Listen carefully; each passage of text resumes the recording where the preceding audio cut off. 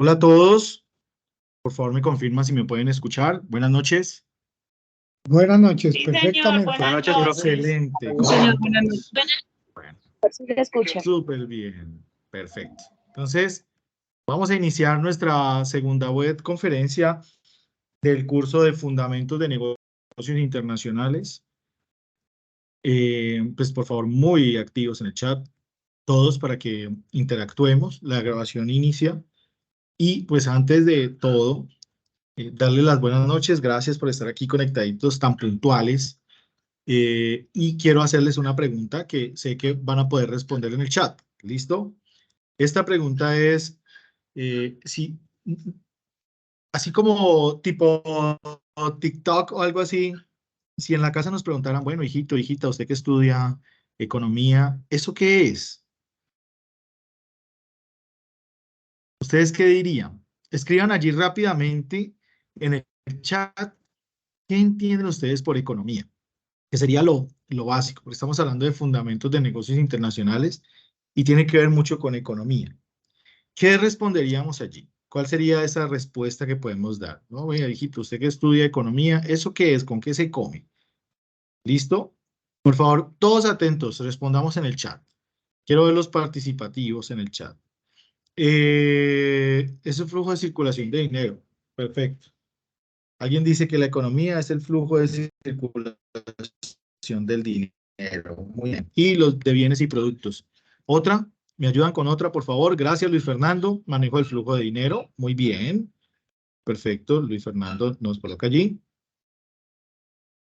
Estudia los recursos. Perfecto. Muy bien. Me gusta. Me gusta. Es quien estudia los recursos. En la clase anterior hablamos del tema, pero quiero escuchar sus percepciones. La economía es quien estudia los recursos, dice Kiara Yarit. Jorge Luis dice que es el manejo del flujo de dinero. Gina nos dice que es una forma en que se mueve el dinero por medio de la venta de bienes y servicios. Muy bien. Ingrid, espérenme, yo voy a intentar configurar las notificaciones porque es que las notificaciones creo que no me dejan verlos a ustedes, pero están desactivadas. Bueno, pongamos a dormir las notificaciones. Ok. Ok, quitemos esas notificaciones. Listo. Perfecto. Entonces aquí nos dice que la economía es el estudio de los factores de la riqueza, los factores para satisfacer las necesidades humanas. Sí, es una ciencia social. Dice Ingrid. Gina es la forma en que se mueve el dinero por medio de la venta de bienes, la riqueza, los factores. Muy bien, habla de factores. Vamos a ver ahorita quién hablaba de esos factores. Es una ciencia que estudia el desarrollo económico de los países y naciones. Ese es el punto de vista macroeconómico. Y es una ciencia social que permite la satisfacción a las limitadas necesidades de la demanda. Bueno, muy bien. Voy a hacer un recuento y me parece chévere que den todas estas definiciones porque tienen mucho que ver. Permítanme, voy a compartir pantalla y nuevamente voy a hacer el profe de tablero para todos ustedes. ¿Listo? Entonces, vamos por acá. Perfecto, permítame que creo que está pasando una publicidad por allí, política, por mi casa, entonces está muy bien. Muy bien, están haciendo política. Súper, vamos a cambiarle el color a este lápiz. Listo, perfecto. Entonces, miren, voy a repetirles nuevamente este concepto. ¿Me confirman? ¿Alguien puede habilitar el micrófono, profe Roger? Si escuchan, me escuchan y ven mi pantalla. ¿Pueden ver mi pantalla? Perfectamente. Gracias, Sí, señor. profe. Se ve bien. Muy bien, perfecto. Entonces, chicos, la economía tiene dos puntos de vista, dos bases de estudio. La primera es la macro y la segunda es la microeconomía, ¿no es cierto? La macroeconomía estudia la economía, perdón, hablemos de la micro. La micro estudia los individuos, o sea, las decisiones individuales, ¿listo? Y esas decisiones individuales son de mercado, ¿listo? Entonces, cuando hablamos de decisiones individuales de mercado son quienes demandan, o sea, consumen o quienes ofertan, ¿listo? Ese es el punto de vista entre la producción y el consumo de bienes y servicios. Eso es lo que hace la economía. Hace un estudio de demanda y oferta y de mercado, de acuerdo desde el punto de vista del individuo. Entonces allí estamos hablando de bienes, servicios monetarios, servicios pueden ser financieros, pueden ser de bienes de capital, productos, intermediaciones, todo. O sea, estamos hablando de todos los diferentes tipos de mercado. La macroeconomía también hace un estudio de esto, de la oferta y la demanda, pero aquí ya lo hace desde diferentes actores, o sea, lo hace desde los individuos, por eso ustedes hablaban del flujo circular, porque aquí ya vienen actores como, por ejemplo, los individuos, sí los tenemos en cuenta en la macroeconomía, pero además tenemos en cuenta a sus familias y las empresas que conforman sus familias, tenemos en cuenta al gobierno y tenemos en cuenta al comercio internacional, o sea, todo lo anterior en otros países. ¿Listo? Este tema del comercio internacional se debe tener en cuenta es porque actualmente todos los países tienen comercio internacional. Entonces, vamos a hablar un poco de esto, de cómo fue la evolución de este comercio internacional. Eh, Nosotros los economistas llamamos al estudio del comercio internacional o a esas razones de poder que tiene el comercio internacional escuelas, escuelas de pensamiento, algo así como las escuelas filosóficas, ¿no es cierto? Entonces las escuelas de pensamiento internacional o las escuelas de pensamiento económico han tenido una evolución. Entonces podemos hablar de que la evolución de las escuelas de pensamiento que tengan un registro más actual pueden ser, por ejemplo, las del siglo XVI al siglo XVII o al siglo XVIII. Entonces aquí estamos hablando de una escuela de pensamiento llamada el mercantilismo. Entonces el mercantilismo hablaba de el poder que tenía el gobierno, pero pues si vamos al siglo XVIII, al siglo XVII, el Estado, la conformación de gobierno no era como la que tenemos ahora, era una conformación de Estado y de gobierno un poco diferente. Me imagino que era sobre la corona, sobre reinados, conquistas, ¿de acuerdo? Y alguien, por favor, creo que habilitó el micrófono, le pido por favor que lo silencie. Le voy a dar el rol a uno de los profes para que me ayude. Le voy a dar el rol aquí. A alguien se le habilitó el micrófono sin querer.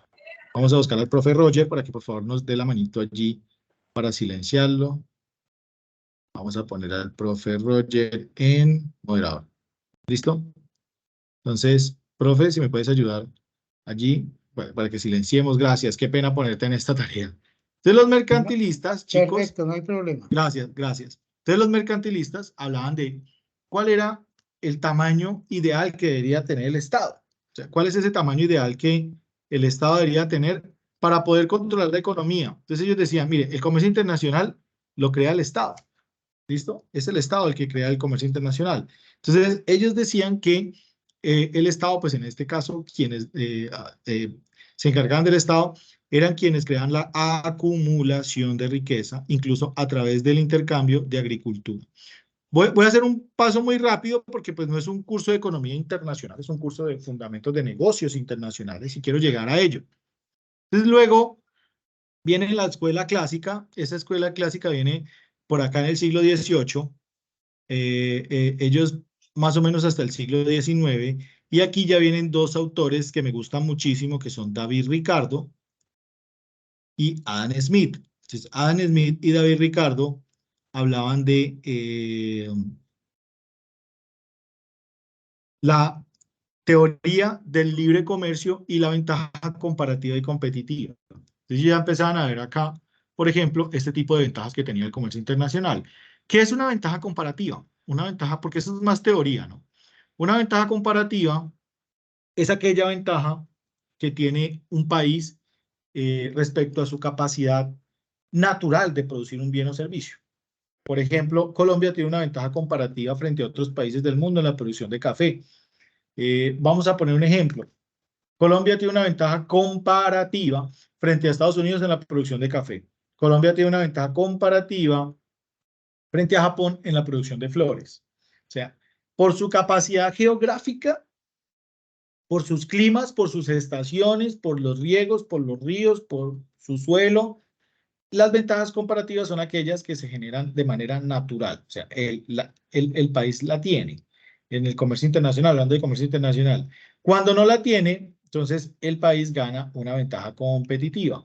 Entonces, bueno, ¿qué es una ventaja competitiva? Es cuando tengo una ventaja en la posibilidad de producción. O sea, que aquí ya hablamos, ellos hablaban de la especialización de la producción. No sé producir flores, pero lo puedo hacer.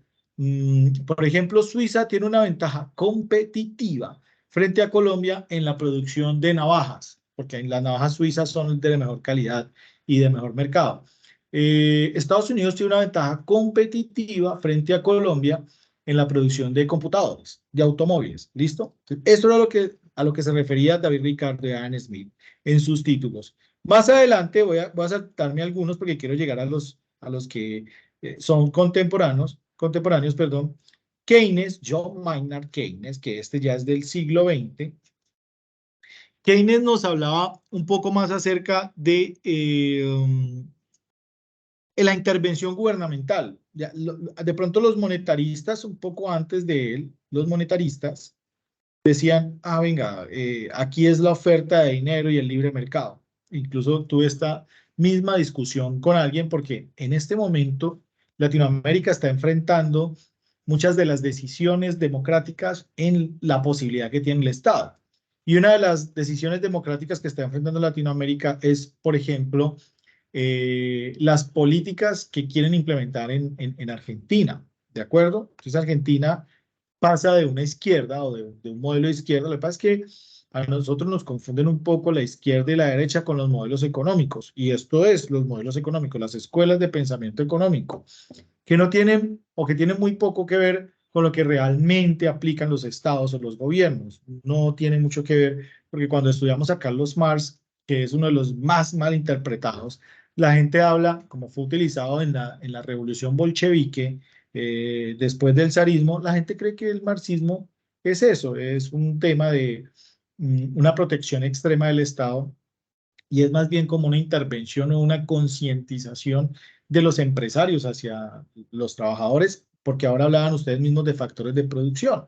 Los factores de producción son tres: tierra, trabajo y capital. Y Carlos Marx decía que quien no tenía dos de esas, que son el capital y la tierra, o sea, que no es rico porque no tiene capital y extensiones de tierra, sino que es un trabajador, pues debía protegérsele con un plusvalor, una plusvalía. Era parte de esa riqueza hacia ese trabajador para que no viviera en ese neoesclavismo y dependiera tanto de los salarios, sino que también hiciera parte. Por eso se crea y Friedman plantean el flujo circular de la economía. Se plantea y este pone a pensar un poco en, bueno, es que el flujo circular de la economía, el problema general está en la desigualdad. Entonces Keynes decía, debería existir como una intervención fiscal. Cuando la economía está enferma, lo que hacen los economistas es aplicarle políticas, ¿no es cierto? Entonces las políticas son como el medicamento. Existen dos tipos de políticas para controlar ciertos indicadores de economía. Nosotros todo el tiempo escuchamos indicadores de economía. Por ejemplo, escuchamos una vaina que se llama TRM, que es la tasa representativa del mercado, que es nuestro peso versus, por ejemplo, una moneda internacional como el dólar. Pero también escuchamos acerca de la tasa de interés. Bueno, ¿qué es la tasa de interés? La tasa de interés es el valor que tiene el dinero cuando usted lo presta, ¿verdad? Eso es la tasa de interés, o cuando lo pide prestado. O sea, usted paga una tasa de interés o cobra una tasa de interés. Esto es la tasa de interés. Pero también nos hablan de una tasa de inflación. Entonces, ¿qué es la tasa de inflación? La tasa de inflación es el valor que tiene el dinero para comprar o vender bienes y servicios, ¿no es cierto? Entonces, todo esto es súper relativo. Yo no puedo decir absolutamente algo sobre la inflación, absolutamente algo sobre la tasa de interés, porque si la inflación aumenta, tengo que ver otro tipo de factores. Debo ver, por ejemplo, la tasa de interés. Yo puedo tener inflación alta, pero si tengo buenos salarios, pues no es tan, no pega tan duro. La inflación es una enfermedad cuando ya la diferencia entre los salarios y la capacidad de consumir de las personas y los precios de los bienes y servicios es muy grande. O sea, hay una distancia muy grande. Entonces, también debemos tener en cuenta que estos diferentes factores, ¿de acuerdo? Pueden moverse solos. Los monetaristas decían, esto que se mueva solo, ¿no es cierto? Y es lo que está pasando en Argentina. En Argentina están planteando el Estado hacerlo más pequeño, menos proteccionista, era lo que decía Keynes, se debe haber un Estado proteccionista, ¿de acuerdo? Y Keynes decía, mire, estoy hablando de personas consultadas por personas como Winston Churchill para recuperar la economía de Gran Bretaña después de la Segunda Guerra Mundial. Y aquí quiero que lleguemos a esas instituciones creadas después de la Segunda Guerra Mundial. Entonces, lo que ocurre allí es que Keynes decía, bueno, el Estado debe tener un tipo de intervención. Miren que acá yo les decía los actores de la economía, individuos, familias, empresas y gobierno, ¿no es cierto? El gobierno como Estado. Lo que que ambos tienen una definición diferente. El Estado y el gobierno son definiciones diferentes, porque el Estado es como la representación de las personas, el tamaño de las personas, y el gobierno es otra cosa que, como les decía, son quienes se encargan, por ejemplo, de asumir a través de las instituciones políticas. Entonces, existen políticas como, por ejemplo, las monetarias. Estas políticas monetarias, que era lo que decía Keynes, y era que él estaba a través de las políticas. Miren que nuestro modelo se parece mucho a todos. ¿Ven? Aplicamos ventajas comparativas, por eso nadie puede decir que es un modelo de izquierda o derecha. No sé en qué momento se mandaron para ambos lados. Eso tiene que ver más como con la historia del, del imperio, de la selección de imperio, no solamente el romano, sino de otros imperios, de otras coronas. Entonces, las políticas como la monetaria y la fiscal son las que controlan los ingresos del Estado, pero también controlan, por ejemplo, el poder del dinero, que es una política monetaria, pues imprimir más billetes y monedas, y la política fiscal es aumentar o disminuir. Esta puede ser imprimir más o menos billetes y monedas, sacándolos de circulación a través de operaciones de mercado abierto. Y la política fiscal son aquellas políticas que permiten la creación o no de impuestos. Entonces, Keynes decía, por ahí es la cosa, el Estado debe intervenir en el bienestar de las personas. Los monetaristas decían, no, déjelo que el mercado vaya solito. Por ahí hay otros neoclásicos. Y ya llegamos a lo que hoy conocemos como la globalización general. Y la globalización, pues ya en el siglo XXI nos habla, mire, sí, eso está muy chévere para el 1700, el 1500, pero estamos hablando de un mundo con una inserción de tecnología, con una capacidad diferente de transar bienes y servicios. O sea, las cosas han cambiado muchísimo. Aquí quiero llegar a esto, mire. Voy a tomar este mapa, me gusta tomar este mapa, los profes que están acá, los tutores saben que me gusta hablar un poco de la creación del nuevo mundo y qué fue lo que ocurrió durante estas situaciones en el mundo. Y quiero ir un poco, pues ya sabemos qué fue lo que ocurrió en la Primera Guerra Mundial. En la Primera Guerra Mundial se enfrentan dos frentes debido a que el mundo está dividido en imperios, el Imperio Otomano y el Imperio Austrohúngaro. Y después de esto, pues, de tantas desigualdades y de pues, un tema imperialista en el mundo decide cortar un poco con esos imperios y, por ejemplo, habían unos combates muy fuertes entre Alemania y Francia. Lo que ocurre acá es que cuando inicia la guerra en el 17, y deciden los franceses finalizar la guerra a través de un tratado que se llama el Tratado de Versalles. Y en ese Tratado de Versalles, después de que no estaba perdiendo Alemania, pues a Alemania le dijeron, mire, pare que usted va perdiendo la guerra, algo así, ¿no es cierto? Pero no era tan cierto. Y le piden a Alemania, después de ese tratado, Alemania, usted debe indemnizar a Francia porque usted perdió la guerra. Los alemanes durante todos esos años en algún momento se rebelan y dicen, no, nosotros no tenemos por qué indemnizar a ningún Francia y vamos a empezar de manera silenciosa un poder bélico para quitarnos ese yugo de los franceses. ¿No es cierto? Porque este tratado era un tratado internacional y que había que respetarlo, como todos los tratados internacionales que hay actualmente. Pero los alemanes empiezan a pensar, bueno, ¿cómo hacemos nosotros para que nuestro pueblo, nuestras personas, por favor, si alguien levanta la manito o quiere aportar, uno que hablando solo no sabe si están ustedes allí, tenemos 69 conectados, ¿sí? ¿Están ahí? Sí, chévere, pueden activar el chat, si me escuchan, listo. Eh, Ah, bueno, aquí por acá habían dicho, vea, dice, profesor, al hablar de microeconomía no entraría la teoría de Adam Smith, ya que su pensamiento económico se basa desde lo individual en la parte de la producción y la oferta o es la relación o esa relación no va. Todo lo que tenga que ver, es que mira, la macroeconomía no necesariamente deja, y voy a hacer aquí la pausa para hablar a responderle a Ingrid, la macroeconomía no es una ciencia, no es una rama de la economía diferente a la micro, o que una separe a la otra, o que la otra explique, no, son dos ramas entrelazadas.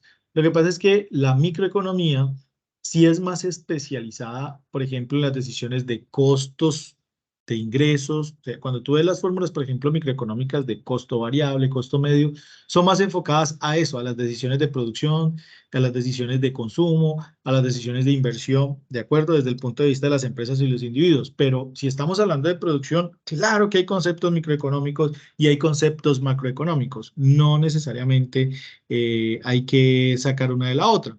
Y Keynes es la basada en el gasto público. Entonces, allí hay, claro que sí, Ingrid, una relación entre la intervención del Estado.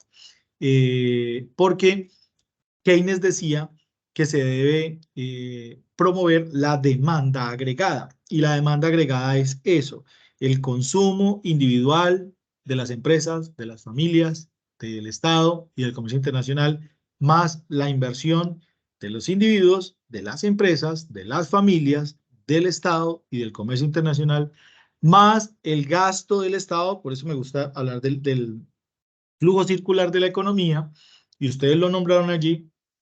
Y en el flujo circular de la economía vienen los impuestos y cómo los impuestos se convierten en gasto y el gasto es retribuido hacia el bienestar de las personas. Totalmente de acuerdo con Keynes al decir que la reactivación de la economía se hace a través de la demanda agregada. Por eso ellos decían, si el Estado es grande, el Estado debe gastar muy fuerte, por eso no se habla de que el Estado debe tener empresas rentables o inversiones, sino que el Estado tiene gastos porque el Estado debe beneficiar a la población que no tiene la capacidad de hacer este tipo de producciones. Era lo que decía Keynes. El estar de acuerdo o no, por eso a nosotros nos han convertido la economía en un tema político exclusivamente, más que en un tema de bienestar, siendo la economía una ciencia social.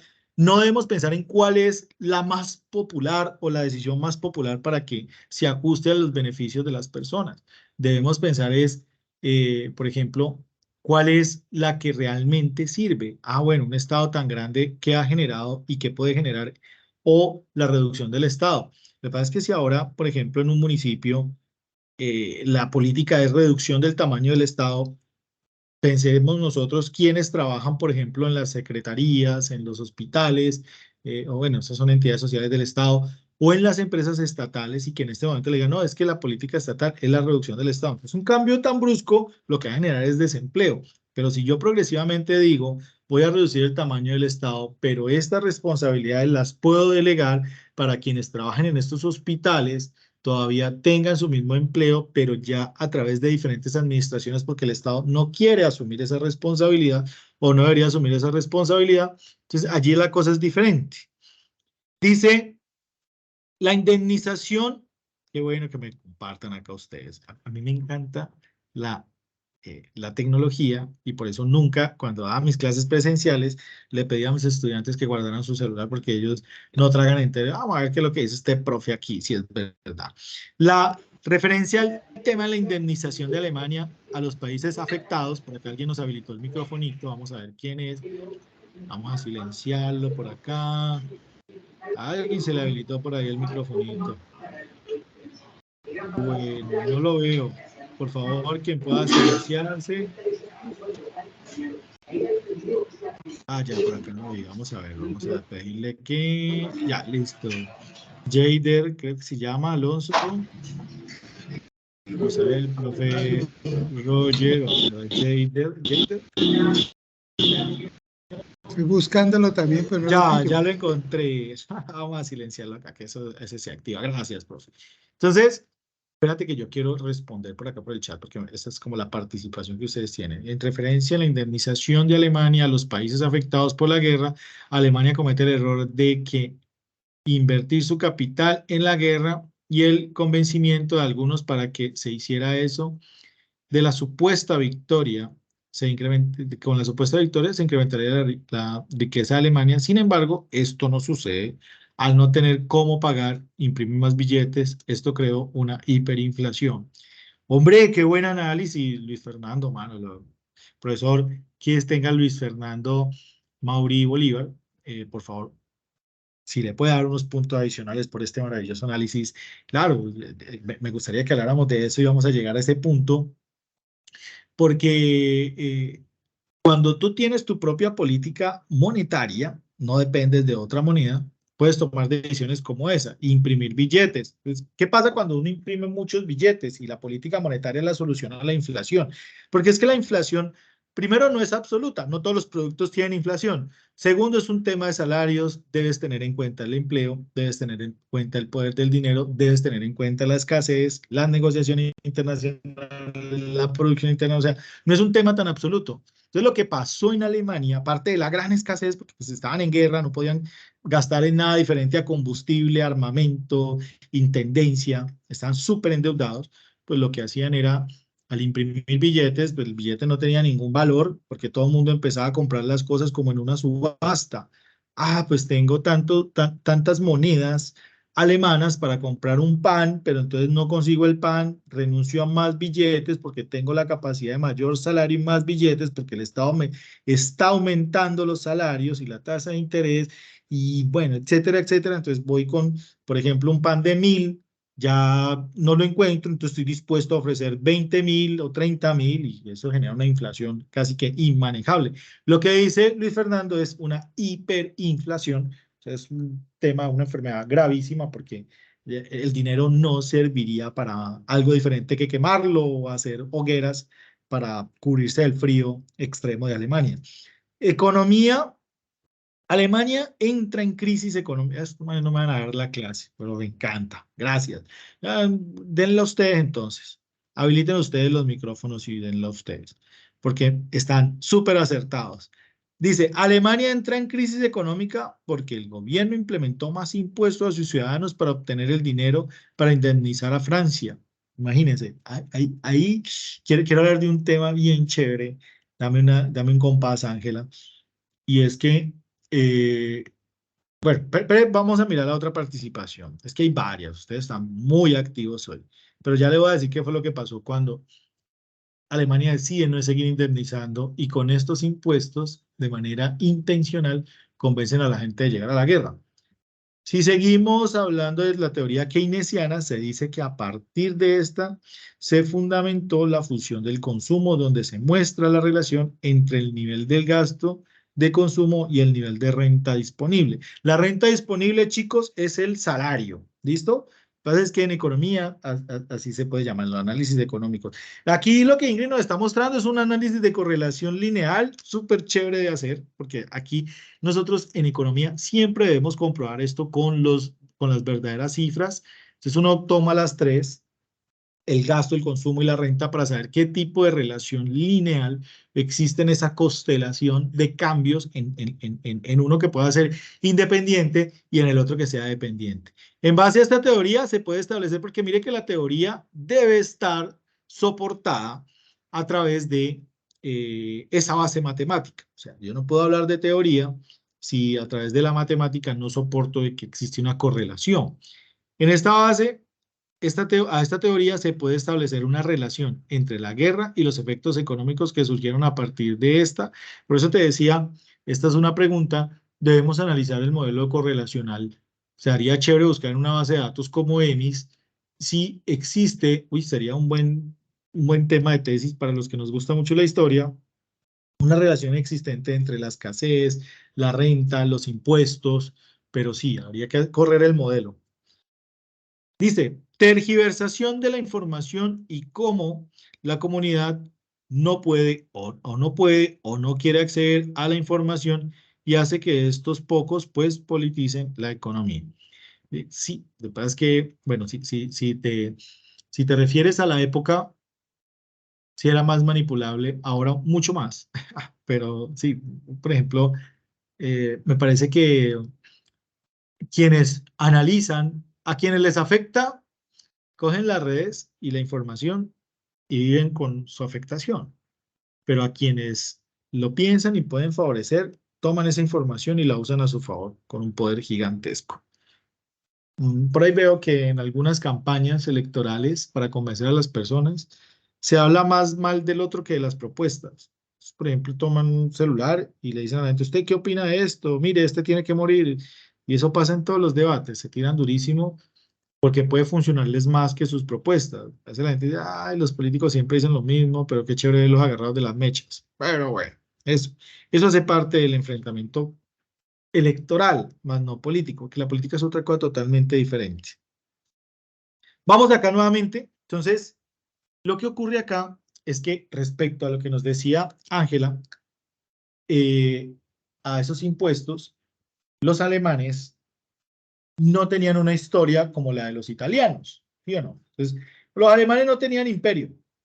Ellos pues eran agrícolas, agricultores, y no tenían un imperio romano. Pienso que una de las grandes historias que se deben leer es esta evolución de los emperadores y del imperio romano y el poder y el alcance que tuvo en todo el mundo, cómo eran navegantes y colonizaban y cómo entendían un mundo en esa época como un mundo moderno y cómo enfrentaron a comunidades tan o más fuertes que ellos, como establecieron un imperio en Asia, en África, en Europa, y cómo toda su capacidad literaria, su capacidad bélica, su capacidad religiosa, que en ese entonces era diferente, es quien cambia el mundo antes y después de incluso el mismo Jesucristo. Cómo ellos, después de ver a este man allá, decirles, venga, pero es que ustedes vamos a crear una revolución, pues no les vamos a dar con las mismas espadas, sino que la vaina es más de amor, venga, escúchenme, por ahí a un ortodoxo, y les empieza a cambiar la mente y les dice, venga, no sean tan peleones, venga, vamos a hacer la paz, y empieza a mostrarles un camino diferente, y él dice, es que mi papá es el papá de todos ustedes, y estos manes, después de verlo durante mucho tiempo y perseguirlo, y N montón de cosas que ocurrieron en esa época, es que no me quiero ir tan atrás, pues al final terminan siendo uno de los abanderados de su palabra. El imperio termina trayendo toda esa información incluso a esta parte del mundo, que después esta parte del mundo pues no la trajo acá. Entonces, los alemanes no tenían ese imperio. Ellos nunca habían sido tan fuertes, no habían sido un imperio, pero había que hacerles creer que sí fueron un imperio y pues empezaron a hacer una campaña publicitaria para decirles a ellos, es que miren, nosotros no hemos tenido un rey sino dos. Hay un rey, el primer Reich, y le empezaron a inventar un montón de historias después de que ellos pues han sido agricultores muy pacíficos, muy inteligentes, precursores de la agricultura, bueno, en cantidad de cosas, incluso con literarios muy buenos, con aportes a la economía muy buenos, y eh, los convencen y les dicen, mire, nosotros somos ahorita viene el tercer reino, que es nuestro nuevo imperio, pero para que exista nuestro nuevo imperio, y ellos crearon una águila y cogieron una esvástica y la pusieron como el símbolo del tiempo de ese nacimiento, de ese renacimiento. Incluso usaron el renacimiento para esto, para mostrarle a los alemanes de que sí se podía recuperar ese imperio y le dijeron a la gente que a través de los impuestos no iban a indemnizar a Francia, que en secreto iban a tener un crecimiento bélico brutal. Se dedicaron a fabricar carros de alta tecnología, se dedicaron a fabricar Panzer, aviones, armamento. O sea, pasaron de tener las escopeticas de un solo, dos disparos en la Primera Guerra Mundial. No sé si ustedes se vieron una película, hace poco me la vi en Netflix, disculpen que use referencias cinematográficas para algo que debe ser más referencia bibliográfica, pero hay una película en Netflix que se llama así precisamente 1917, creo que es, y es cómo la guerra de trincheras entre Francia y Alemania pasaron de ser esa guerra de trincheras cuando los franceses, no, perdón, creo que eran los alemanes, no recuerdo. Sí, creo que eran los alemanes, eran soldados alemanes, que es un grupo de unos chicos que creen que la guerra era tan bacana como se las pintaban en los tiempos. La gente iba a la guerra, la Primera Guerra Mundial, la gente quería ir. Los chicos se enfilaban y eran felices. Cuando ya llegaban allá a semejante cosa tan horrible, les perdían la razón. Entonces, porque la guerra antes era, cuando era imperialista, era un honor y a la gente le gustaba y la romantizaban. Incluso la literatura la exaltaba. Pero cuando ya vieron este horror, dijeron, no, esto es una locura. Lo que quería decirles es que cuando termina esa guerra, salen unos soldados de la trinchera y se encuentran los primeros Panzer. No sé si los Panzer son carrotanques. Se encuentran los carrotanques que, ¿cómo vamos a derrotar esto? En la Segunda Guerra Mundial, pues ya viene el poder de largo alcance de la artillería, de la marina, súper destructiva. Entonces, Alemania en poco tiempo, después del 1 de septiembre de 1939, en muy pocos años, después de atacar Austria y Polonia, se apodera de gran parte del occidente europeo y pues ya la historia que nos encanta leer se busca un aliado y ese aliado es el que sí tiene un buen historial de guerras, que es Italia, y le dice, bueno, vamos a aliarnos, buscan a Benito Mussolini, incluso la guerra tiene un montón de cosas chéveres, pues chéveres en la literatura, no estoy hablando de chéveres de lo que pasó, porque estos manes empiezan, aparte de inventarse ese nuevo reino, se inventan al rey, a ese tercer Reich, se inventan un Führer, un líder, y ese líder pues, no era una persona tan letrada, pero sí tenía el poder de la palabra y el convencimiento, y dentro de su experiencia en la Primera Guerra Mundial, porque el hombre era como un mensajero, un cabo mensajero, muy disciplinado. Hay un libro que se llama Mi lucha, eh, me gustaría recordar cómo es que se lee, cómo es que se dice Mi lucha en inglés. Es el libro cuando Adolfo Hitler está en la cárcel y lo escribe allí. Él habla de cómo empieza a crear toda su ideología y dentro de su ideología utiliza esta de los romanos y les dice, mire, hay una población que eran los dueños de la economía mundial y lo siguen siendo, son una población muy rica y son los judíos ortodoxos, pues como él sabía que tenían tanto dinero, él les dice a una población que para ese entonces era muy católica y pues creía mucho en las imágenes, como los católicos o los que somos, yo soy católico, pero por eso no quiero entrar en esta discusión, pero esta parte del catolicismo creía mucho y además convivía con la ortodoxia de los judíos ortodoxos, los que aún tienen unas costumbres milenarias, no se volvieron católicos ni cristianos, bueno, son esos ortodoxos que conservan muchas costumbres. Entonces se les dice, mire, si estos, cuando vino el Salvador, porque para los ortodoxos Jesús no es el Salvador, es un mensajero, para nosotros los católicos, los de este lado,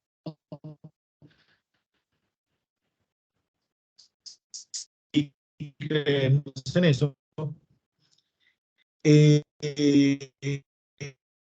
le dice, si vino el Salvador y él lo mató, ellos lo mataron. Si vuelve y los mata. Entonces empezó a crearles un.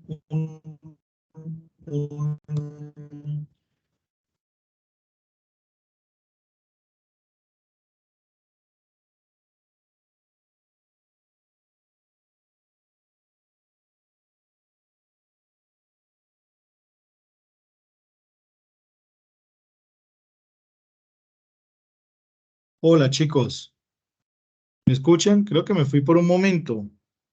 Sí, señor, ya. Sí, señor. ¿Sí? Ah, bueno.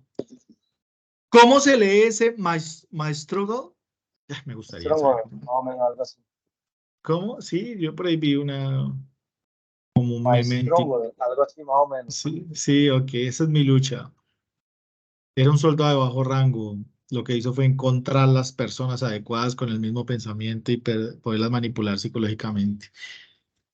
Sí, me encanta estudiar a los líderes de la historia, Napoleón, Adolf Hitler, personas que cambiaron el mundo, el mismo Winston Churchill, Chamberlain. Chamberlain no tiene tanta relevancia. Bueno, pueden ver mi fondo, la pantalla la pueden ver.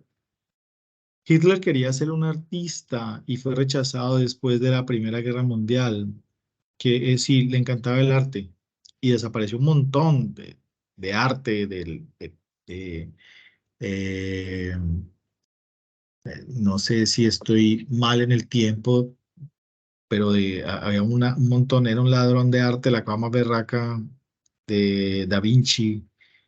Y bueno, se roba una cantidad de arte impresionante. Se perdió mucho arte en la Segunda Guerra Mundial, muchísimo.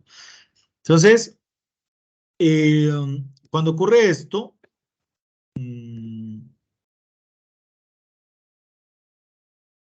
quitan, pues primero el Holocausto, que fue un desastre total, pero quitan el poder económico a los judíos. Y cuando ya empieza el fin de la guerra es un montón de detonantes. Uno de ellos es pues el lanzamiento de la bomba Hiroshima y Nagasaki, las dos bombas que destruyeron a Japón.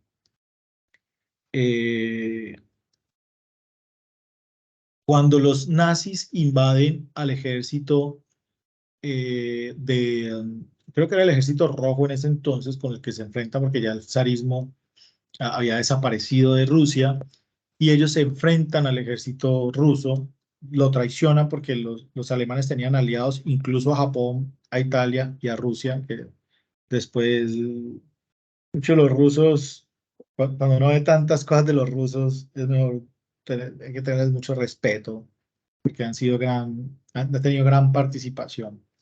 Entonces, lo que ocurre aquí, chicos, es que cuando termina la Segunda Guerra Mundial, pues esa vaina había que terminarla eh, con más allá de un apretón de manos, ¿no es cierto? Había que institucionalizar el fin de la Segunda Guerra Mundial. Eso fue más o menos en 1945, aunque quedaron unas batallas por allá y seguían todavía cascándose entre Estados Unidos, porque Estados Unidos no quería entrar a la guerra, entra a la guerra por petición de Winston Churchill, que es el que más le pedía a, a Roosevelt, pero Roosevelt no quería entrar en la guerra. Cuando Roosevelt muere, viene Truman y este sí, no, porque tengo hoy ese lapso de nombres de presidentes y de nombres hoy. Bueno, ayúdame con el presidente que ordenó el lanzamiento de la bomba atómica. Se me olvidó. Es el que sucede a es que les acabo de decir. Hay que alimentar el cerebro. Ay, hombre. El que sucede a Roosevelt. Es que con tanto nombre de economista lo olvidé. ¿Cómo? Alguien no habilita el Harry micrófono. Truman. Truman. Yo dije Truman. Es Truman. Harry Truman. Truman, Harry profe, Truman. Truman. Truman, Harry gracias. Truman. Gracias. Entonces, Truman, cuando se... ¿Por qué quiero llegar acá?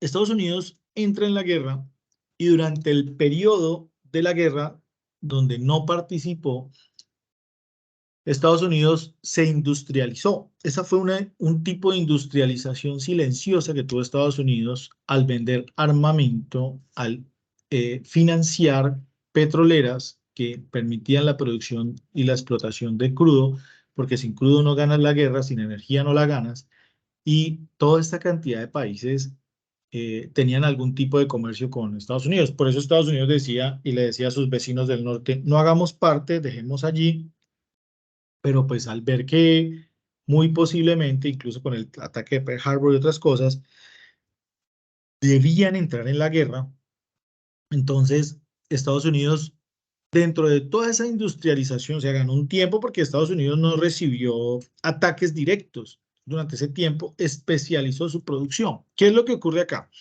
Cuando termina la Segunda Guerra Mundial con el Tratado de Yalta, Estados Unidos le dice a los demás países, espere, vamos a finalizar la guerra. Aquí habían fuerzas aliadas y todo, pues incluso se alía un poco con los rusos, pero debemos crear algunas organizaciones, ¿sí o no?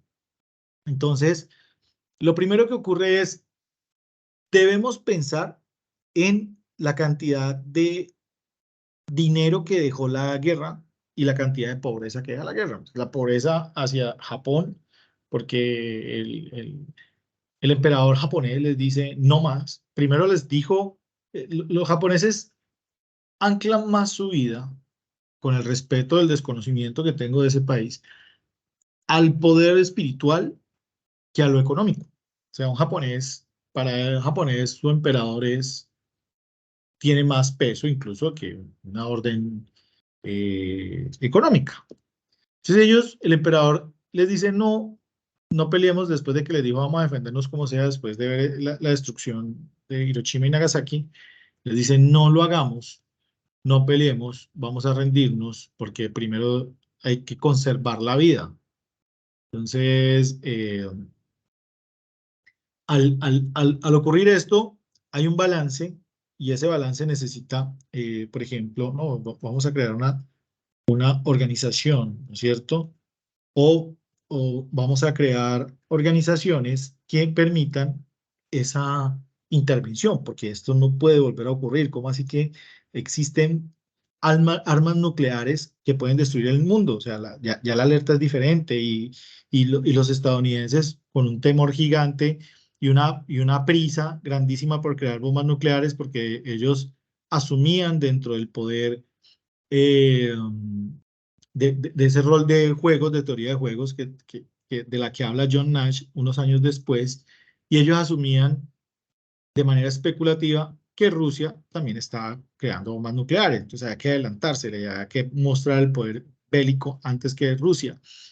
Estados Unidos se industrializa, pero toma el dinero del exceso de riqueza de esos petrodólares de países que producían petróleo y con ese exceso de dinero toma su industria y la desplaza, ¿no es cierto? Entonces, aquí hay dos cosas de las que quiero que hablemos rápidamente. Ellos dicen, vamos a reconstruir el mundo, ¿no es cierto? Todos los países que quedaron destruidos, nosotros los vamos a reconstruir. Aquí vamos a poner un granito de arena a los estadounidenses para reconstruirlo. O sea, ¿qué hizo? Crea un banco, ¿no es cierto? El Banco Mundial, y con los recursos de ese banco, con los recursos de ese fondo monetario internacional, les estoy hablando de acuerdo, hay una cosa que se llama GATT, que fue establecido en el 47 y lo que quería era promover el comercio internacional, pero también les estoy hablando del Plan Marshall. Ese Plan Marshall fue un programa que se implementó después de la Segunda Guerra Mundial, ¿listo? Y lo que quería el Plan Marshall era la reconstrucción de Europa, ¿no es cierto? Bueno, después viene una cantidad de conferencias después de esto, pero lo que les quiero mostrar en economía es que existe algo en la economía, chicos, que se llama el Producto Interno Bruto. El Producto Interno Bruto es la demanda agregada, ¿no es cierto? Que es la capacidad o la sumatoria de la producción, el consumo, la inversión, ¿no es cierto? Y el comercio internacional que tiene un país. Pero como se establece interno, ¿no es cierto? Es todo esto sin importar el origen de una empresa en el país. Entonces, por ejemplo, el Producto Interno Bruto de los Estados Unidos, si no estoy mal, es de 30 billones de dólares. ¿Será que estoy mal? Vamos a ver. Voy a googlearlo. ¿Listo? Espérenme, yo miro una cosita acá. Esto no quiere mover. Ah, se me bloqueó mi mouse. Creo que se bloqueó por esto. Ah, ya, listo. Voy a preguntarle el PIB Estados Unidos. Creo que me daría el 2022. Sí, muy bien. 23.32 billones de dólares. Solo es seguido de China y creo que el tercero es Japón. Y China tiene 17.73 billones de dólares al año 2021. Esto tiene que haber cambiado, ¿no es cierto? Entonces, ¿qué es lo que ocurre? El PIB es la capacidad que tenían todos estos países. Pues sí, todos eran países poderosos, ¿no es cierto? Y lo que se crea a través de estas organizaciones es, vamos a crear una línea directa para que no nos volvamos a destruir. Vamos a crear un tratado o vamos a crear convenciones para que no vuelva a ocurrir una destrucción tan grande en el mundo. Entonces, aun cuando los países crecen en Producto Interno Bruto, que es su capacidad de producir y esa cantidad de, o el poder que tienen de negociar con otros países, Estados Unidos hizo algo diferente y eso se llama Producto Nacional Bruto. El Producto Nacional Bruto es esto mismo, pero de sus empresas. ¿Qué quiere decir eso? O sea, el Producto Nacional Bruto de Estados Unidos o de cualquier país del mundo es la capacidad que tienen las empresas estadounidenses de producir en otros países. Y como les dije inicialmente, todas las empresas estadounidenses empezaron a tener presencia en todo el mundo, ¿sí o no? Entonces, el primer tratado internacional que hizo Estados Unidos es de dinero. Les voy a prestar, ¿sí o no? Eso es algo así como, yo lo veo así como que es como si alguien te golpeara, te revienta la mula y después te lleva a la clínica y cubre tus gastos, pero le tienes que pagar después. Es más o menos como eso. Estados Unidos participa directamente en esto como fuerza aliada y país menos afectado y con más recursos económicos, después de no serlo. El socio estratégico y papá de los Estados Unidos era Inglaterra y el Reino Unido, y ahora ya no. Estados Unidos empieza a ganar un poder económico muy fuerte. Todos los países se endeudan con Estados Unidos. Maneja una cantidad de recursos que no tenía. Y lo que ocurre allí es que no solamente crece en su capacidad de producir internamente, porque aquí todas las industrias estadounidenses crecen, ¿no es cierto? Todos empiezan a crecer la economía estadounidense, pero además, lo que pasa es que si tú compras, por eso, esto lo aprendí vendiendo seguros. Yo alguna vez fui gerente de una compañía de seguros y me decían, no le podemos vender, las empresas estadounidenses no le pueden vender seguros a los estadounidenses en otros países porque los estadounidenses pagan impuestos por los seguros. Las empresas estadounidenses deben pagarle impuestos a Estados Unidos aunque estén en otros países, ¿sí o no? Por ejemplo, Nike, otra empresa estadounidense, no sé, pensemos, Coca-Cola, Ford, Chevrolet, todas esas empresas que tienen presencia en otros países son empresas estadounidenses y tributan a los Estados Unidos. Entonces, y bueno, si hay algo peligroso en un país es el tema de la evasión, eso ni de riesgo. Entonces, Estados Unidos tiene un Producto Interno Bruto, por eso pensamos en por qué es una gran potencia y qué fue lo que lo hizo una gran potencia. Y es que los otros países se dieron en la mula, aunque aquí también hay algo muy chévere y es otra institucionalidad que ustedes deben tener en cuenta. Mire que hemos hablado de la Organización de Estados Americanos posguerra, de la Organización de Naciones Unidas posguerra, estos foros y estos convenios que incluso vemos a nuestros presidentes latinoamericanos asistiendo y con la preocupación de las guerras, porque pues yo siento que la Guerra Fría no termina, todavía sigue hablando, hablan del Banco Mundial, del Fondo Monetario Internacional, de los acuerdos unilaterales, bilaterales y multilaterales que se crean en estos periodos de guerra, y cómo Estados Unidos pasa a tener un Producto Interno Bruto muy grande, pero también pasa a tener un Producto Nacional Bruto muy grande. O sea, mire que es la economía más grande del mundo respecto a su Producto Interno Bruto, pero es la economía más grande del mundo, también en su Producto Nacional Bruto. El Producto Nacional Bruto de Estados Unidos es casi igual a su Producto Interno Bruto. Bueno, no sé por qué me sacó aquí. Pasa. Un momentico, yo pongo aquí la clave. ¿Sí?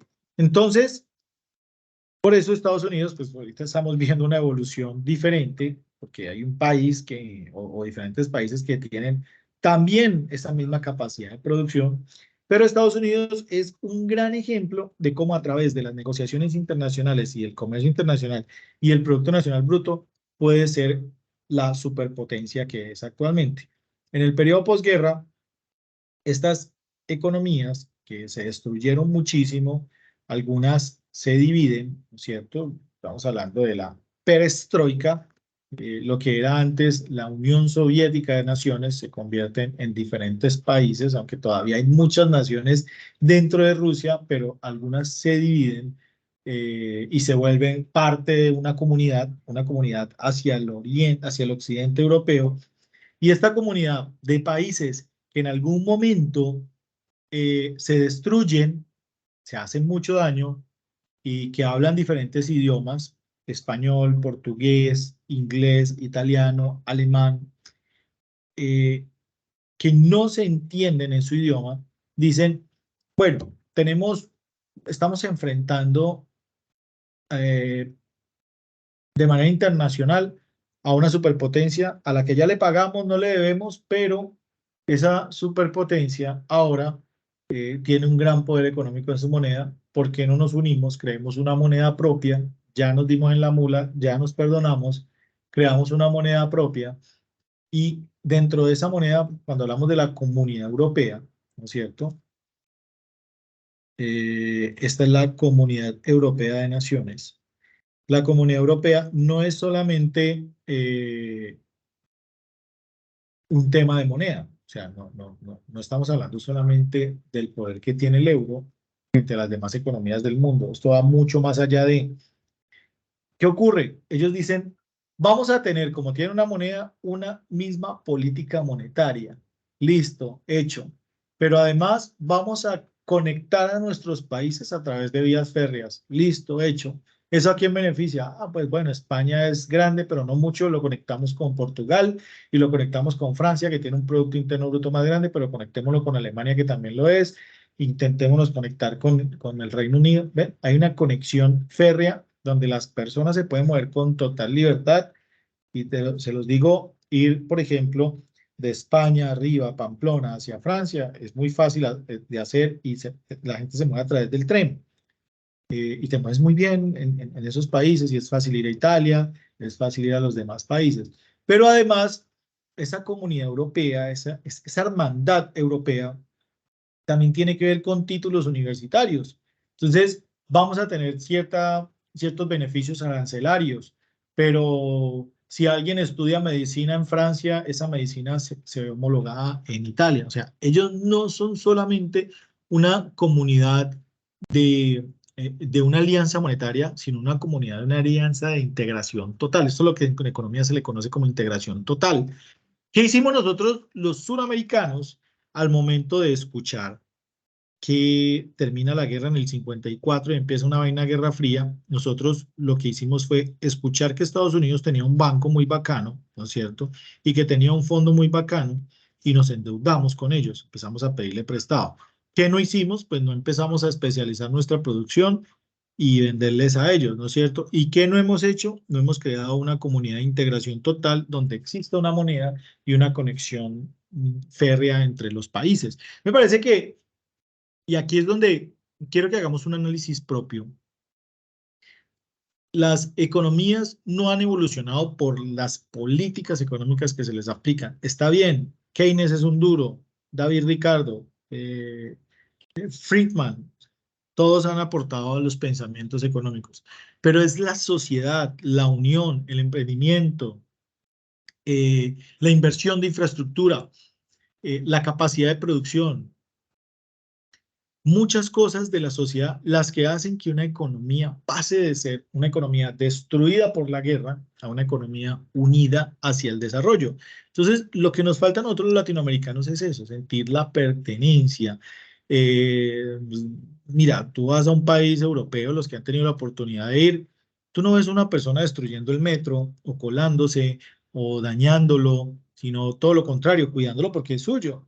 A nosotros nos pasa algo, no sé qué nos pasa a los latinoamericanos, pero si el colegio está mal, vamos a dejarlo más mal, no sé, algo pasa, algo nos está pasando, no somos unidos, no sé, tenemos unas fobias por aquellos migrantes, y si vemos a los migrantes venezolanos, entonces, jaja, venezolanos, no, ¿cómo así? Sí, no, si en España reciben sirios y marroquíes que cruzan el océano. Nosotros vamos a hablar de los venezolanos, ahorita si empiezan a migrar los peruanos y si migramos nosotros hacia México, o sea, nos cerramos las fronteras, no tenemos un buen poder de negociación. Vemos al país vecino con una crisis económica muy grande. Individualmente, algunos países especializan su producción para ellos mismos, no tenemos una moneda total. Nuestra geografía siempre es la excusa para no construir una vía férrea que deberíamos tener nosotros los latinoamericanos. O sea, estoy hablando incluso incluyendo a México, que México siempre mira para arriba y deberíamos decirle a México, porque México ya es un país con una producción interna de más de $1 billón, ¿no? Eso ya está ocurriendo. O sea, México, vamos a ver, el Producto Interno Bruto mexicano es mayor, mire, 1.2, yo creo que ya está cerca de los $2 billones. Entonces decirle a los mexicanos, venga, mexicanos, no miren hacia arriba, hacia Estados Unidos, que les pusieron un muro y, mejor dicho, si le pueden poner leones a ese muro, de los ponen. Venga, miren acá, unámonos Centroamérica y creemos una moneda en común, una integración total. Tenemos una capacidad de producción grandísima. Por ahí Brasil está haciendo otras alianzas. Hay una vaina en Brasil que se llama, o Brasil pertenece a algo que se llama el BRICS. Voy a googlear el BRICS, que es algo un poco triste, ¿no? Pero para Brasil no lo es. El BRICS es una integración entre Brasil, creo que este es Rusia, este es Irlanda, este es China y este es Sudáfrica. ¿Sí o no? Mire, Brasil, una de las economías más grandes latinoamericanas. ¿Cuánto es el PIB Brasil? Vamos a ver cuánto es el PIB de Brasil. $1.6 billones. Mire, estoy hablando de que este PIB brasilero es más o menos 1, 2, 3, 1, 2, puede llegar a ser 5 veces más grande que el nuestro. Mire, el Producto Interno Bruto nuestro es de como de $375.000 millones, ni siquiera de billones. Vamos a ver, el PIB Colombia, $314.000 millones, y mire todo lo que ha caído nuestro Producto Interno Bruto. Bueno, por aquí hay un dato, Venezuela solamente está hasta el 2000, hasta el 2010, hay un dato registrado. Nosotros somos una economía grande, incluso podemos ser una economía más grande que la de Chile respecto al Producto Interno Bruto, ¿no? Nuestro Producto Interno Bruto es más grande, pero pues en algún momento Chile fue más grande. Y si vemos el de Argentina, es un Producto Interno Bruto también fuerte. Entonces, la invitación a todo este comercio internacional es al tema de las institucionalidades, sí, pero a través de las integraciones totales. Nosotros debemos empezar a mirar algo que también hace parte del periodo posguerra, y es cómo a través del crecimiento de ambas, así como lo hizo Estados Unidos, economías como China y la de India han crecido al ritmo que han crecido actualmente. El PIB mundial ha crecido a ritmos del 3, 4, máximo el 5%, y los únicos que han crecido a ese ritmo son China e India, países donde hay más de, creo que entre China e India puede sumar casi los 1.800, 1.900 millones de habitantes en un mundo donde hay menos de 7.000 millones de personas. O sea, ellos tienen un poco más del 30% en dos países. O sea, estos dos países tienen el 30% de la población, con unas desigualdades tremendas, pero pues con una evolución de capitales que es notoria. Deben pensar en eso, pero se han integrado como economías para enfrentar, miren, economías con unas políticas sociales muy fuertes para poder enfrentar estos monstruos, estos leones de la economía. Nosotros deberíamos pensar así, para poder enfrentar estos monstruos de la economía, traernos esos $317.000 millones, $314.000 millones de Chile, el 1.6 billones de Brasil, el 417 de Argentina, empezar a sumar y nosotros ser la comunidad sudamericana que permita hacer peso a esto. Me parece que estamos viviendo una época casi que de la revolución de los Romanov a inicios del siglo pasado, y nosotros apenas hablando de estos modelos de izquierda, derecha, tontos, bobos, tú eres malo, tú eres derecha. Mire, no hay algo que me agote más que pensar que la mala gestión del presidente es es el refresco de los que no querían que el man fuera presidente, ¿sí o no? Entonces, nos falta mucha unidad, muchísima unidad como latinoamericanos. En Estados Unidos, si ustedes ven las películas y las series de Estados Unidos, A ellos solamente les falta vestir de Superman a su presidente. Uy, señor presidente. Y muchas veces le dicen a la comunidad, es la persona más importante del mundo. Para ellos, el presidente de los Estados Unidos es la persona más importante del mundo. Para nosotros no, quien suba lo queremos boletear, volver una nada. Eso es como, yo lo veo así, como que uno va en un avión y el piloto le cae mal, entonces uno va y le pega con un palo al piloto para que el piloto le vaya mal. Imagínate, así más o menos. ¿Qué pasa si vas a no sé cuántos pies de altura? Entonces, eh, quería hablarles un poco acerca de esta historia, de cómo actualmente nosotros contamos con la evolución de lo que hoy conocemos con la historia actual de la economía. ¿Listo? Si vamos a hacer una línea de vida de la economía internacional, debemos pensar mucho en los periodos posguerra. ¿Listo? Bueno, aquí voy a leer los últimos comentarios para que demos fin a nuestra web conferencia. Dice, interconectada por líneas férreas. Es una vana creencia de que lo público no lo cuido porque no nos cuesta. Si lo público de alguna parte salió. Cuando era Profesena y en instituciones públicas, hablaban de gratuidad. Eso no es gratis, de alguna parte salió. No existen las políticas de gratuidad. Yo pienso que existen las políticas, no sé, paternalistas de subsidios, pero la gratuidad no existe. Eso alguien lo pagó, ¿sí o no? Ni tampoco es regalado. Alguien lo pagó, ya lo pagó. O sea, deberían decirle a uno, no, la educación prepagada por la población, ¿no? Pues, a la gente no le va a gustar mucho. No va a decir, uy, este presidente me regaló educación. No, no, no. Eso no hay nada más lejos. Entonces nosotros deberíamos decirle, este presidente recibe el salario de nosotros, ¿sí o no? Por el recaudo de impuestos. Exactamente, es una cultura bastante, bueno, dice, BRICS son las llamadas economías emergentes. ¿Qué es una economía emergente?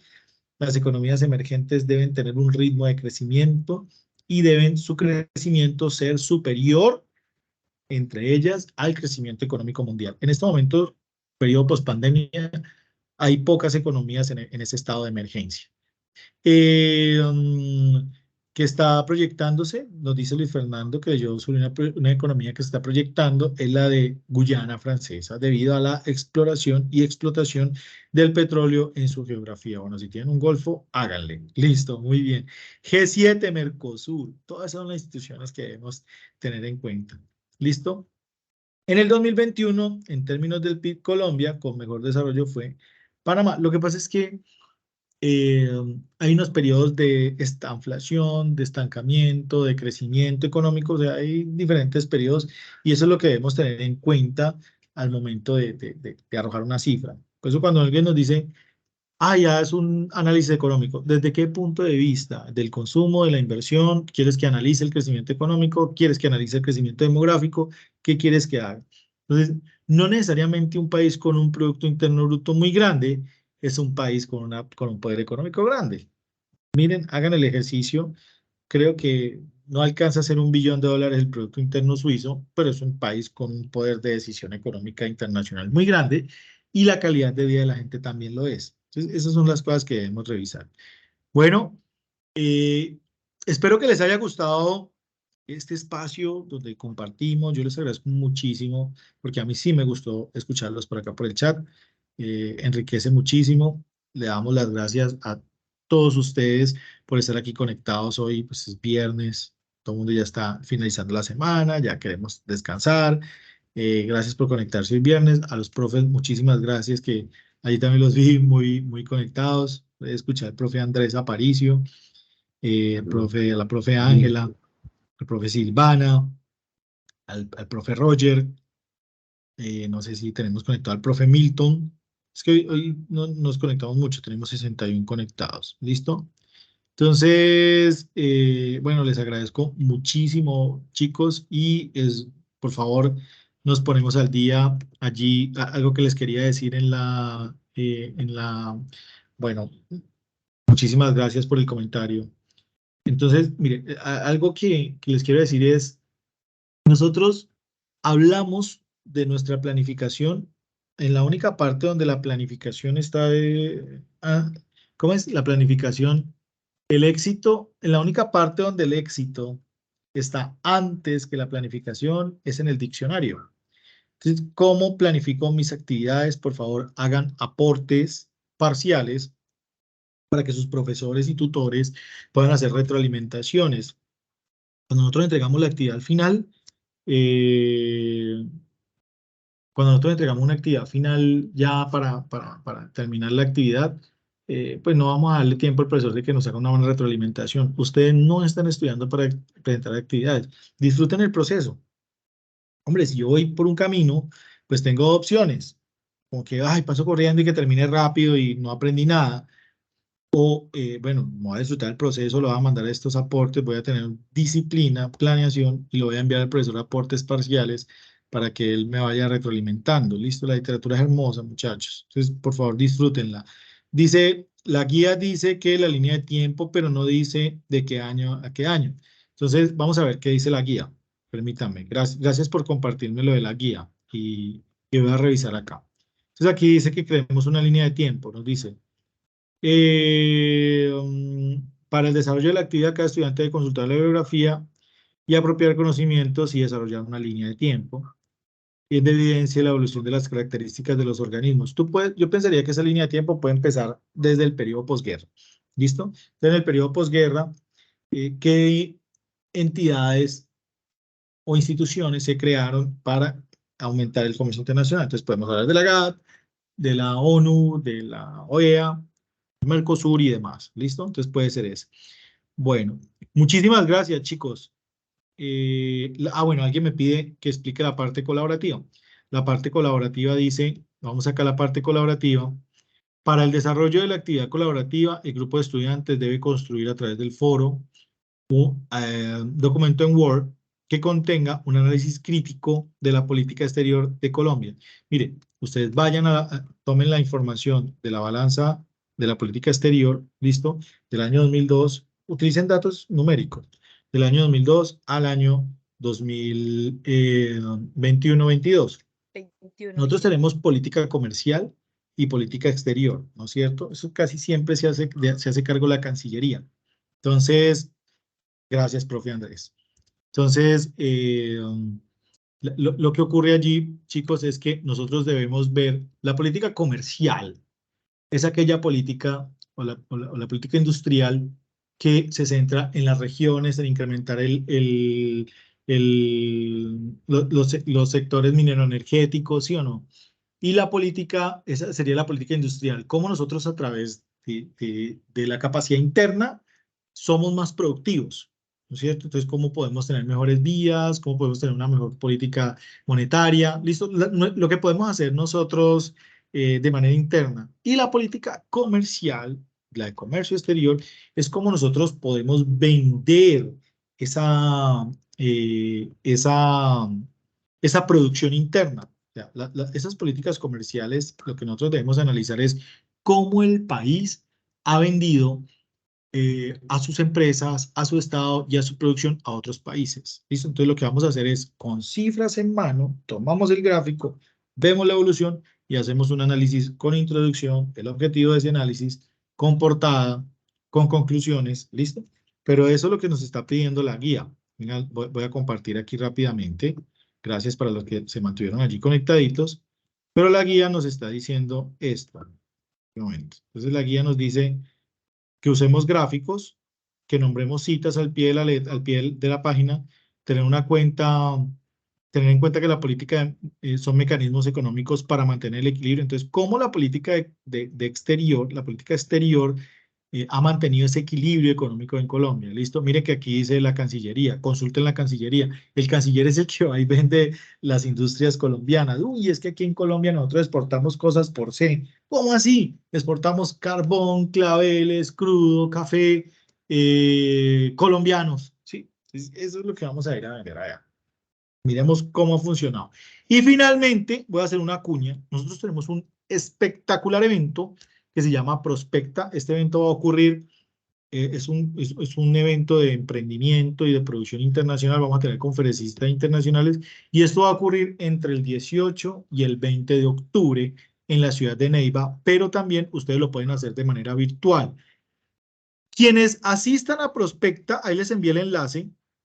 Quienes se inscriban a Prospecta nos entregan una pequeña actividad, ¿listo? Y van a tener una compensación de hasta 100 puntos en el curso porque Prospecta está enfocado en el comercio internacional. Ustedes ingresan acá a inscripciones, ¿listo? Y en inscripciones, mire, para estudiantes de la UNAD, Prospecta solamente cuesta, vamos a ver, 180.000. Eso es caro para los demás, pero para un estudiante solo cuesta 180.000 pesos.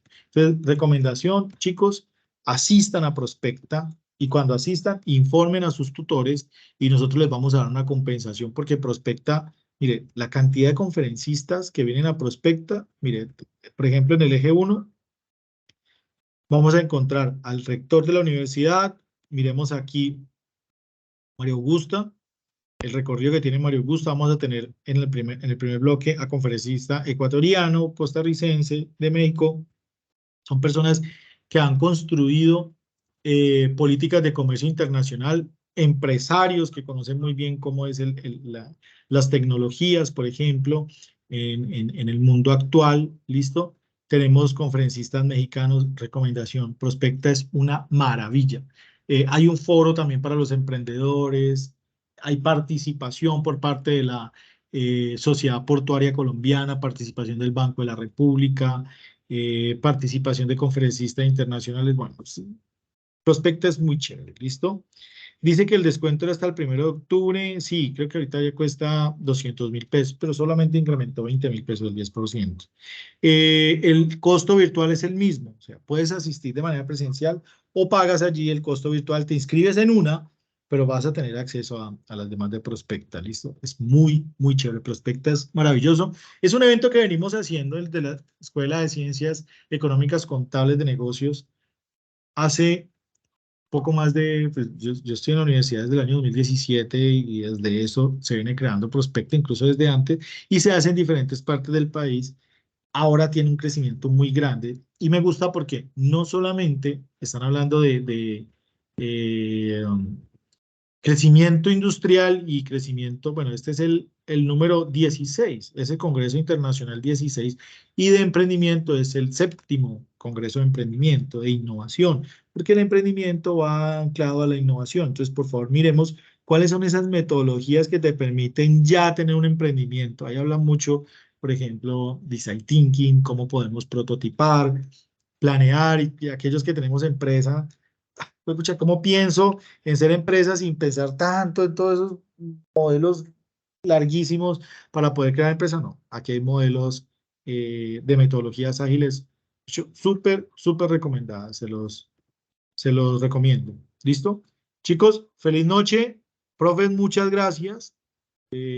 Nos vemos en Prospecta. Yo sí voy a estar de manera presencial, al igual que sus profes. Y los vemos allí conectados. Por favor, en cuanto tengan Prospecta, copien un correo a su profesor, me copian un correo a mí y les vamos a dar, los contactamos para darles las orientaciones, ¿listo? De cómo es la participación directa en Prospecta. Chao, chicos, muchísimas gracias. Voy a detener la grabación y finalizamos nuestra web conferencia. Directora, hasta Muchísimas luego. Feliz noche Chao. a todos.